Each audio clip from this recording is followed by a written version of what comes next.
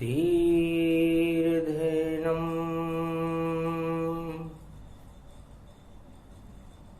श्रवणपटे अतिवरा महावाक्य जनार्दन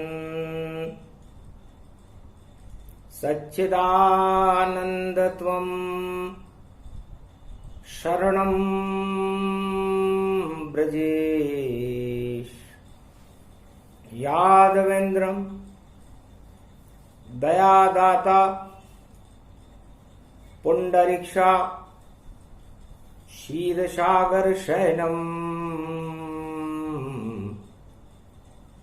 कमलनयनम नमस्तुते नमामि श्रीहरि। धैर्य से जिसको धारण किया जाता है, कर्णपटुओं से जिनका पान किया जाता है, ऐसे सच्चिदानंद भगवान श्री यादवेंद्र सरकार को मैं नित्य ही चिंतन करता हूं, नमन करता हूं, जिनको नमन करने से मंगलादि मंगल तो हो ही जाते हैं, साथ ही में बहुत बड़ा बल मिलता है मनुष्य। वाणी ब्रह्माणी करो वाणी पर नितवास, राम कथा वर्णन करूं पूर्ण कर्मा आस। ओम होम मरकट बदन पर्यात मात्रा कपियंत अंजनी सुता, रामदूत महाबलाढ्य रूपम अमृत काले घोर संकटम, महापवन पुत्र पवन वेगम प्रगट्यम हवियम। मंगल भवन अमंगल हारी, द्रवं सुदशरथ अजर बिहारी। मंगल चारों युगों में और करते हैं श्री राम, चारों युगों में जपते रहो श्री राम का नाम। अमंगल होवे नहीं और नहीं मृत्यु निकट आए, जिसके मुख में राम हो तो राम ही उसे बचाए। तो कलयुग देखो घोर निराशा, नहीं यहाँ राम का वासा। घर घर घोर अशांति, कलयुग काली होय। भोगों में सब फंसे हुए, महाशक्ति नहीं कोय। जामवंत जी से भगवान राम ने कहा, मैं कलयुग की सृष्टि को देख रहा हूं, कलयुग में तो कोई महाशक्ति होगी ही नहीं। तब भगवान राम ने पूछा, महाशक्ति किसे कहते हैं और वह क्या काम करती है? हम तो राजा दशरथ के लड़के। हंसने लगे तब जामवंत, जिसका आदेश त्रिलोक चले, जो बोले अपने मुख से वह शक्ति अपने आप फले। वह महाशक्ति बस एक ही है, और जिसको राम नाम जानो, बाकी सब नकली रूप। यहाँ लंका का रावण नकली मानो, तो महाशक्ति खुद आप हो, परम ब्रह्म का रूप। चारों युगों में एक ही शक्ति, महाशक्ति का रूप। चार चतुर्भुज नारायण है, वही महाशक्ति का रूप। और बाकी तो सब देखो भैया, धरती में जैसे खुद रहे कूप। जैसे जगह जगह किसी गांव में कुएं खुदते रहते हैं, वैसे इस संसार में बहुत सारे कुएं खुदे हुए हैं और अपने आप को कुएं महाशक्ति बता रहे। तो कुएं ने महासागर देखा ही नहीं, तो कुएं का मेंढक महाशक्तियां कलयुग में बनी हुई हैं। जब वो किसी असली महाशक्ति को देखेगी तब उसे पता चलेगा कि बम भी सब बेकार हैं और हम भी सब बेकार। अरे महाशक्ति का रूप अनोखा, उसका बड़ा दरबार। तब जामवंत जी ने कहा आप कहो तो लंकापति रावण को महाशक्ति का आभास करा दे। तब राम जी हंसकर कहने लगे कि लंकापति रावण मेघावी, वो 4 वेद का ज्ञाता है और 1.25 लाख जिसके नाती वह रोज शिव को जप पाता है। जामवंत जी देखो शिव को और शिव भी हो रहे मौन, तो लंका के तट पर हमको बचाने वाला कौन। महादेव भी मौन है, इतनी शक्ति रावण के पास है, इतनी शक्ति कुंभकर्ण उसके भाई के पास। और मेघनाथ तो इंद्रलोक को भी विजेता रहा है, आज्ञाकारी लड़का। मंदोदरी उसकी नारी है। ऐसी लंका को विजेता करना कोई हंसी खेल नहीं। तब कहा ढोंग सारे उसके, वह तो षड्यंत्र रचाता है और इतनी ताकत लेकर भी वह राम विजय नहीं पाता है।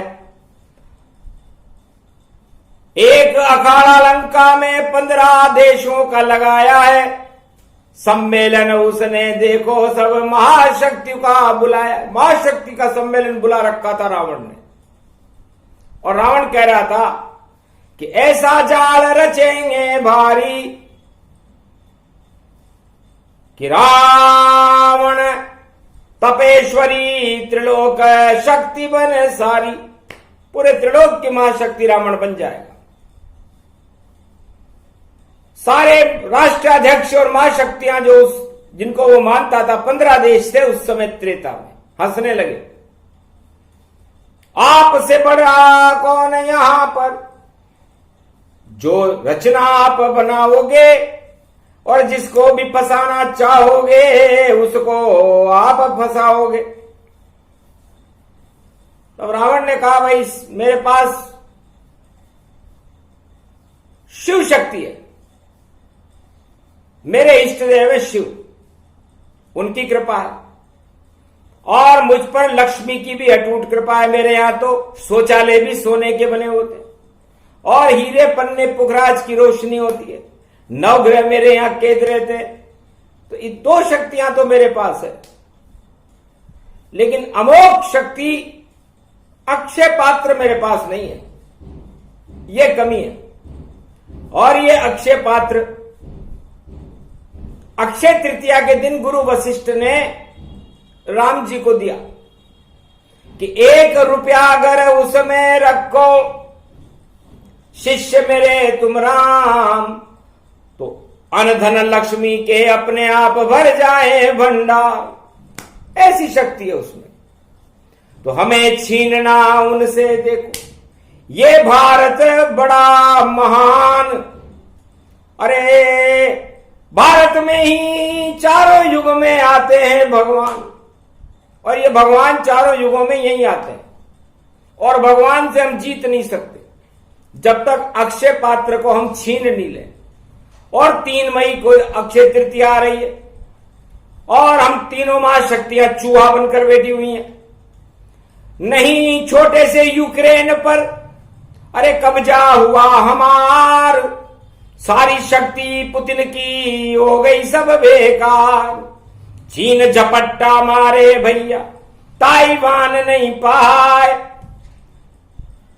और लंका पाकिस्तान में और अपना कुचक्र चला है। लंका और पाकिस्तान में और पड़ोसी राष्ट्रों में अपना कुचक्र चलाने में जिनपिंग जी मस्त है। और बाइडेन भी चला रहा है नाटो पर देखो ये चक्र। हम ही विजेता बनेंगे भैया कलयुग में होगा ये फक्र। बाइडेन है नाम हमारा और चक्कर चले तुरंत चल चाल। और जिस पर हम प्रकोप करेंगे उन सब का आ जावे काल। तो रावण ने कहा ठीक है, कैद कर लो उस रामचंद्र को जो दशरथ का पुत्र कहा है। जेल में डालो उस रामचंद्र को, अक्षय पात्र छीन लो जाए। यही योजना सब है मेरी, इसको सब साकार दिखाओ। मेरे से सब हाथ मिलाओ और जल्दी ऐसा करके दिखाओ। तब कानून मंत्री था विभीषण। महाराज दिन में ही सपने और महाशक्ति बन देख रहे, ये चांदी के टुकड़ों पर पलने वाले, और हमें यहां सब मिला ही रहे तो ये आपको मरवा देंगे और नहीं राम हो कैद। एक पल में ही जान लेते हैं पूरे त्रिलोक का भेद। रावण, आप मेरे बड़े भाई हो, आप मन में सोचोगे उससे पहले राम जी के पास खबर पहुंच जाएगी। उनको कैद करना तो दूर, उनका भेद लेना भी आपके लिए बहुत दूर की कौड़ी है। रावण हूं तब प्रकोप तब डाला, भैया तेने ये क्या कह डाला। क्या ये सब चांदी के टुकड़े पर और क्यों तुम इन पे दाग लगाते हो। ये तो मेरी जय जयकार करे, तुम क्यों इनको बुरा बताते हो।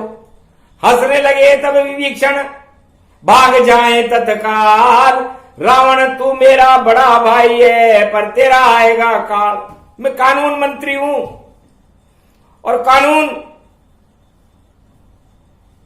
नीति पर चलता है, अधर्म पर नहीं। और मैं ये इसलिए कह रहा हूं कि जितनी भी महाशक्तियां कलयुग में है या किसी भी युग में रहती है, उनके अंदर ईश्वर अंश का पतन होने लग जाता है और भोग अंश का उत्पादन होने लग जाता है। तो चारों युगों में जिस देश में भोग और 8 तरह के प्रबल मदों का उत्पादन होने लग जाए, वह देश बिना भगवान के अपने आप ही नष्ट हो जाता है। तो लंका पति रावण, मैं आपका छोटा भाई कानून मंत्री इसलिए आपसे कह रहा हूं कि आपके पास भगवान शंकर की कृपा है, लक्ष्मी की कृपा है, सोने के मकान है, सोने के शौचालय हैं, सब सोने के थाल में भोजन होता है। और फिर आप अपने ईश्वर अंश को बढ़ाने के लिए न सोच करके और आप एक अक्षय पात्र को लूट कर और राम को कैद करने के बारे में सोच रहे हो, आपकी सारी भक्ति समाप्त हो जाएगी। इस मृत्युलोक में महाशक्ति वह है जिसके अंदर ईश्वर के अंश ज्यादा हैं, और जिसके अंदर ईश्वर अंश नहीं और भोग के अंशों 8 तरह के प्रबल मद हों, वो सब रावण और कंस के समान है। और सारे संसार की नकली महाशक्तियां, 3 महाशक्तियां तो कलयुग में होंगी, जो इस समय 2022 में इस पूरी पृथ्वी को कुचलने के लिए, अपनी तानाशाही कायम करने के लिए और बम से सारे संसार को समाप्त करने के लिए चुनौती दे रही है। पृथ्वी रूपी सीता जानो और इसको अक्षय पात्र ही मानो। 3 लुटेरे लूट रहे हैं, पंचवटी से सीता माए, और बैसाख की पड़ी एकादशी और द्वादशी संगत उसमें पाए। पर सीता भी कभी लुटती है क्या, लूटने वाले खुद लुट जाए। नकली है ये महाशक्तियां, इनमें ईश्वर अंश है ना। तो हे भैया, त्रेता में जो हालत तेरी होने वाली है वही कलयुग में 2022 में इन तीनों महाशक्तियों की होने वाली है, क्योंकि ईश्वर अंश इनमें नहीं है।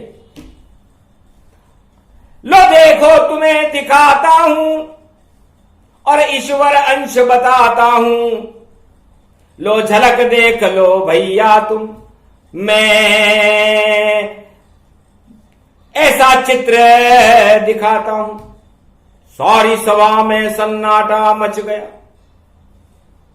कि महाशक्तियां निस्तेज, अरे तुम हमारा खाते हो, हमारा गाते हो, हमारे कानून मंत्री हो, मेरे छोटे भाई हो, और मुझे कुछ नहीं मान रहे, मुझ में कोई शक्ति नहीं है। 10 मस्तिष्क है मेरे, इंद्रलोक पर मेरे लड़के का राज है, 1.25 लाख नाती हैं, भगवान शिव मेरे इष्ट देव हैं, किस बात की कमी है? बड़े बड़े योद्धा हैं हमारे पास, रावण है, बाणासुर है, अक्षय कुमार है, दुर्मुख है, भट्ट है, झट्ट है, नारायण है, कुंभकर्ण, मेघनाथ है, ये सब कुछ नहीं कर सकेंगे ये मालवंत। भारत तो छोटा सा मच्छर, इसको तो मल में मसल देंगे और पकड़ लेंगे हम युवराज राम को और जेल के अंदर धर देंगे, छीन लेंगे वो अक्षय पात्र और हम भुज बाहुबल से कर देंगे और जो चाहे हम सब कर देंगे, भंडार लंक के भर देंगे। तब का ऐसा होगा ही नहीं, क्योंकि सोचते ही कुदृष्टि को और भावना कुभाव, अरे राजा रावण डूबने वाली तेरी लंक की नाव, ये मां समुद्र में डूब जाए, इसे बचाने वाला मुझे तो कोई लगता नहीं है। और ये 15 देश जो तुम्हारी यहां में यहां मिला रहे हैं नकली हैं, आपको बचा नहीं सकेंगे भैया। इसलिए नाव डूबने से पहले ही मैं आपको ये चित्र दिखा करके, आपकी लात खा करके मैं तो इस लंका को छोड़ रहा हूं। एकादशी का दिन था, सबसे पहले उन्होंने राम भक्त हनुमान को विभीषण जी ने याद किया कि हनुमान अतुलित बल क्यों है रावण, पहले ये समझ। और तुम्हारे ये सारे 15 राष्ट्राध्यक्ष और तुम्हारी 1.25 लाख सेना और तुम निम्न बल क्यों हो गए? अतुलित बल सेना से नहीं होता, अतुलित बल किसी यज्ञ और शिव जी की शक्ति को प्राप्त करने से नहीं होता। अतुलित बल तो वह है जिसको उस बल की जानकारी ही न हो। आपकी भुजाओं पर, कंधे पर और बड़ा गर्व है भैया, और रावण तेरे भुज बल ही और डुबा देंगे तेरी नैया। तो देखे ये बंदर पंपापुर का और सभी सभासद देखो तुम, और जिसके कंधे पर राम लखन और सारा ब्रह्मांड उसके कंधे पर, उसका नाम अतुलित बलधामा, अंजनी पुत्र पवन सुतनामा। राम और लक्ष्मण जो ब्रह्म का स्वरूप है, उसने अपने कंधों के ऊपर बिठा रखा है और पंपापुर ऋषि मुख पर्वत की तरफ ले जा रहे हैं रावण। देखो, ऐसा एक भी योद्धा तुम्हारे पास नहीं है, और यदि ये योद्धा लंका में आ गया और तुझसे कोई गलती हो जाए तो इस पर सावधान रहना। तो ये है अतुलित बलधामा, एकादश रुद्र है शिव भगवान, शिव जी का 11वां रुद्र है। और आज एकादशी और द्वादशी मिश्रित है और मंगलवार का दिन है। तो यदि तुम्हारे पास ऐसी महाशक्ति हो तो इसको विजेता कर सकती है, राम की सेना का सेना नायक है। तो मुझे बता दो, हार जीत का फैसला यही हो जाएगा। अक्षय तृतीया और अक्षय पात्र आने में, परशुराम जी का जन्म होने में तो अभी 3 तारीख है, अभी तो सूर्य ग्रहण पड़ेगा और सूर्य ग्रहण को तेरी लंका में आग लग जाएगी भैया। और जब आग लग जाएगी तो सूर्य वंश वाले आग लगा देंगे, और आग लगा देंगे तो बुझेगी नहीं, और बुझेगी नहीं तो फिर तेरी मूछें नीची हो जाएगी भैया। अब लंका पति रावण की मूछें नीची हो जाए और सारी लंका में आग लग जाए तो तुम काहे के महाशक्ति हो? चूहा जैसी महाशक्ति है लंका, शक्ति नहीं गतिमान। ये 15 जो देश तेरे साथ हैं, इनको सहना पड़े अपमान। घबरा गया वह चित्र देखकर, देखे जब हनुमान, राम लखन उनके कंधों पर बैठे थे, सब शान शान से बैठे हुए थे। अब जिसके सेनापति जिसको कंधे पर बिठा ले, ब्रह्म को ही कंधे पर बिठा ले, तो कहते ना इसकी गर्दन कितनी ऊंची होगी। तो ईश्वर अंश है इसमें। सूरज को जो गाल दबा ले, कंधे पर राम लखन बैठा ले, अतुलित बल है वह बल वाले, उससे लंका भैया बचा ले। तो बताओ महाशक्ति कौन है? जामवंत जी ने जब ये कथा राम जी को सुनाई तो राम जी हंसने लगे कि जामवंत के वचन सुहाए, राम हृदय में मन मन भाए, धन्य धन्य जामवंत जाना, और सेनापति राम हनुमाना। राम की सेना के रीछ बानर अवश्य विजेता बनेंगे, क्योंकि जिस हनुमान के कंधे पर महाराज आप विराजमान हो, लक्ष्मण जी विराजमान है, जिनके मुख में सूर्य कोई जिसने गाल में दबा लिया, लंका मच्छर समय जानो रामा, और आपके संग अतुलित बलधामा, महाशक्ति रूप हनुमाना, और जिनके ये तो दास बने श्री रामा, और नहीं कोई माया मोह गति जाना, नहीं कोई कपट दंभ नहीं माया, इनके हृदय बसे रघुराया। और ये बल आपने दिया है, क्योंकि राम दरबार को अपने हृदय में बसाने वाला पूरे त्रिलोक में चारों युगों में जिसका प्रताप है एक ही है, वो है अतुलित बल हनुमान। और ये वाणी इसीलिए सुनाई जा रही है, एकादशी को सुनाई जा रही है, मंगलवार को सुनाई जा रही है, कलयुग में सुनाई जा रही है कि हमारा देख लो तुम, और अतुलित बल का धाम, और कितनी बड़ी महाशक्ति है, वाणी करे प्रणाम। ऐसे पंचमुखी हनुमान, मनसापूर्ण हनुमान, उमेदपुराज्ञ हनुमान को वाणी प्रणाम करती कि धन्य हो हनुमान जी, आप भारत की महाशक्ति हो। धर्म ध्वजा आपके हाथ में रहती है, किसी राष्ट्राध्यक्ष के हाथ में नहीं रहती। एक हाथ में धर्म ध्वजा रहती है आपके, और एक हाथ में गदा रहती है, और भक्तों को आप धर्म ध्वजा के नीचे रखते हो, और दानवता को आप गदा के नीचे रखते हो, और गदा और लात जब आपकी चलती है तो आप सारे संसार की दानवता को हिला देते हो। तो आप ही महाशक्ति हो त्रिलोक की, और भारत की सरकार, चारों युगों में आपका सबसे बड़ा दरबार। धन्य धन्य हनुमान ये रूपा, महाशक्ति चुए सुर रूपा। ये सारी महाशक्तियां आपने कल जिनपिन को, बाइडेन को, रूस के पुतिन को चूहा बना दिया, और आपके पांव के नीचे धूल भी नहीं है, और बातें कर रही है बमों की। तो कैसे चले रे भैया बम बम भाई, हनुमान अब आया है,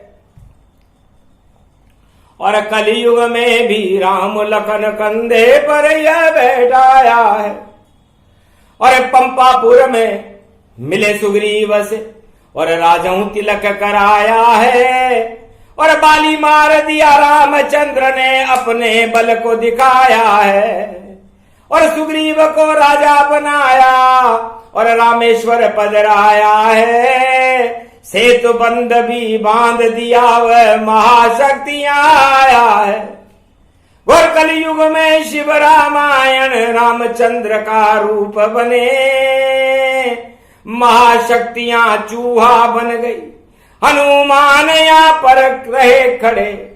तो हनुमान जी खड़े हैं, और इस कलयुग के माए सबसे बड़ा वह ताज है जिसे कोई हटा नहीं पाए। कलयुग में किसी ने कहा कि ताज पर एक भगवाधारी गया, उसको अंदर नहीं घुसने दिया, और भगवाधारी तो हनुमान होता है। तो भगवाधारी जाते नहीं और किसी ताज के पास, और अगर उसको अंदर नहीं घुसने दोगे तो ताज का होगा नाश।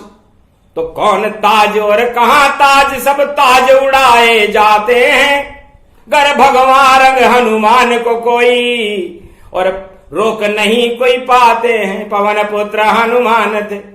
और भगवान जब गए ताज, लंका में घुस गए त्रेता में, तो ताज गिरे महाराज। रावण का ताज गिर गया, तो ताजधारी के यहां पर जब भगवान जाता है तो ताज गिरा देता है, तो लगता है हमें बड़ी बड़ी महाशक्तियों के ताज गिरेंगे। इसलिए ताज के पास कभी भगवान को नहीं जाना चाहिए। एक बार गलती से हनुमान जी राम मुद्रिका लेकर चले गए थे त्रेता युग में, तो रावण का ताज गिर गया। 10 ताज लगे हुए, 10 के 10 ही गिर गए। इसलिए ताज और भगवा रंग में दुश्मनी है, ताजों से दूर रहता है भगवा रंग। हनुमान जी के पास तो ब्रह्मचारी हैं, उन्हें ताज से क्या काम, उनका न कोई परिवार है न कोई उनकी पत्नी है, महिलाओं से भी दूर रहते हैं हनुमान जी तो। और वो अतुलित बल है, वो तो दास बनते हैं, और दास किनके बनते हैं, जो अतुलित बल के भी बल है। तो अतुलित बल के भी बल कौन है, नारायण का रूप है, और रूप है बड़ा विशाल, 4 चतुर्भुज रूप है, और विष्णु रूप साकार, शांताकारम रहते हैं वो। अतुलित बल होकर के शांताकारम बनना बड़ी विचित्र बात है, वरना महाशक्तियां क्या, एक थानेदार भी धौंस दिखाने लगता है। लेकिन हनुमान जी ने कभी अपने बल पर गर्व नहीं किया, राम जी ने तो बिल्कुल नहीं किया। और रावण जिसके पास 2 बल थे, एक शिव बल था और एक धन बल था, और एक परिवार बल था, पुत्र बल था, भक्ति बल था। 8 तरह के बल रावण में रस्सी से जल गए तमाम, एक भी बल नहीं आया वहां पर। देखो लंका में कोई काम, अरे वहां पहुंच गए बजरंगी, बोल रहे हैं राम राम, और राम नाम से लंका जल गई, और लंकापति का काम तमाम।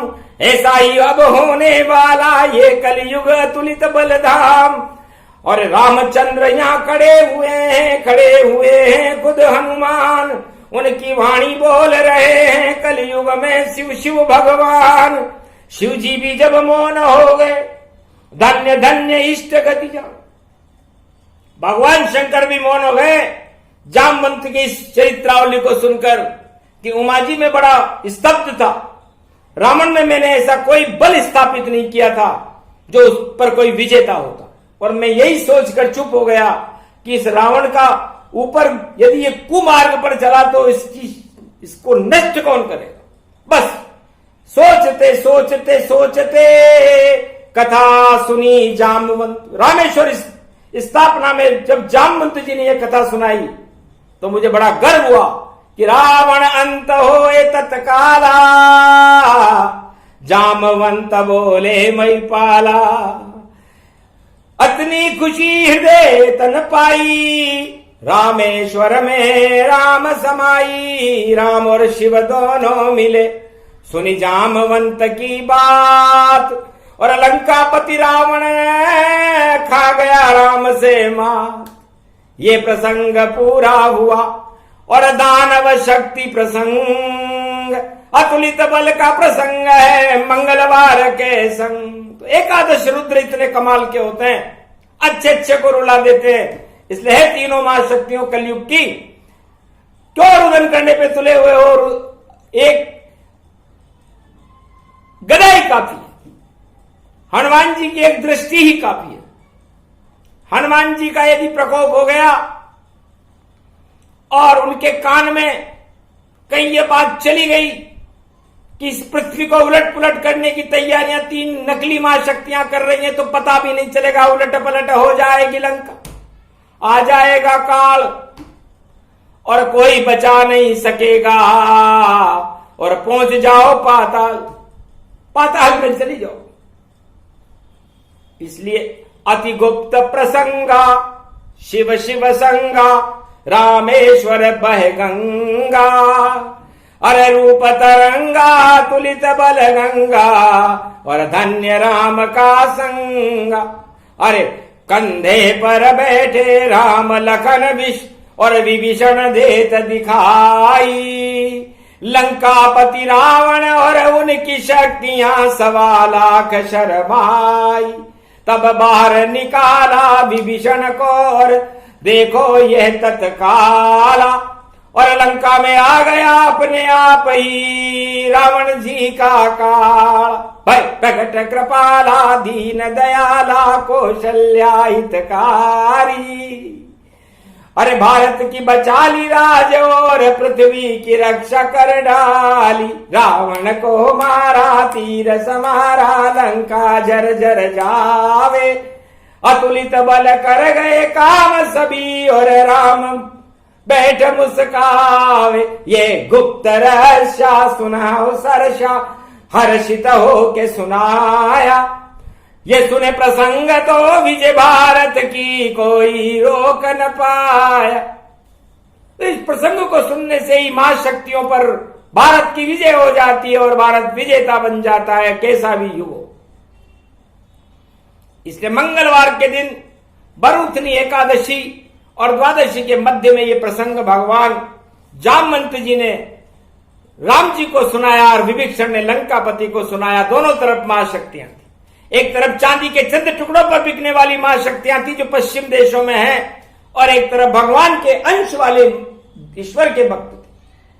तो संसार में सबसे बड़ा विजेता वह होता है, वह आत्मा सबसे बड़ी होती है जो अपने अंदर इन सभी समस्त वस्तुओं का मृत्युलोक में त्याग करके ईश्वर अंश को अपने अंदर प्रकट कर दे। ईश्वर अंश जीव अविनाशी, तो फिर उस जीव का, उस पृथ्वी का, उस भक्त का कोई विनाश नहीं कर सकता। और यदि आपने ईश्वर अंश को हटा लिया और भोग वंश और 8 तरह के मदों को अपने अंदर डाल लिया, तो आपका हर कदम मृत्यु की ओर जाएगा और आपका विनाश चींटी भी कर सकती है। इसलिए कलयुग में सारी महाशक्तियां निस्तेज हैं और तेज केवल 3 ब्रह्म शक्तियों के ऊपर।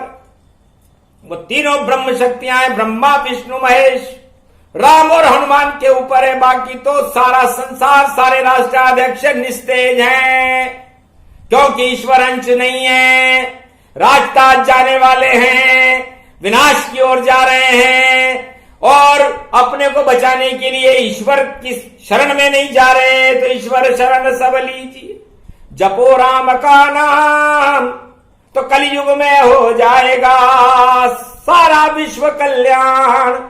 इस कारण इस वाणी को और जामवंत हनुमान विभीषण ने भी सुना दिया। सुने शिव भगवान, भगवान शंकर ने सुना, बड़े प्रसन्न हुए।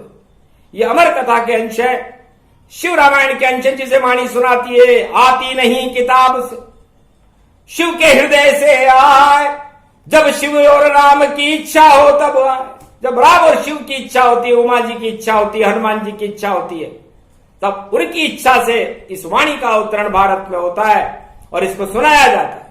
सुने सुनाए जो इसे, और महाशक्ति प्रसंग जिस देश में होती है ये वाणी, वह महाशक्ति के संग, वो महाशक्ति बनता है देश।